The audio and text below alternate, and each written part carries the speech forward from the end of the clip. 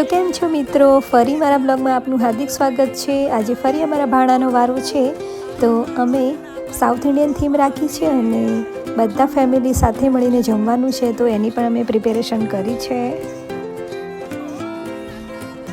આ છે અમારું ભાણું, એમાં અમારે સાંભાર હજુ એમાં એડ કરવાનો છે।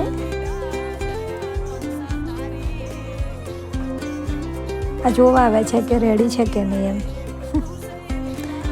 આ છે ઢોસાનું ખીરું, ઢોસા બી રેડી છે। તો લગભગ બધું ભાણું રેડી જ છે। હવે અમે માતાજીનો હાર, મોતીચૂરના લાડવા પણ લઈ જઈશું। ભાણો જીવ આવ્યો છે, તો ચાલો જઈએ ભાણું ધરાવવા।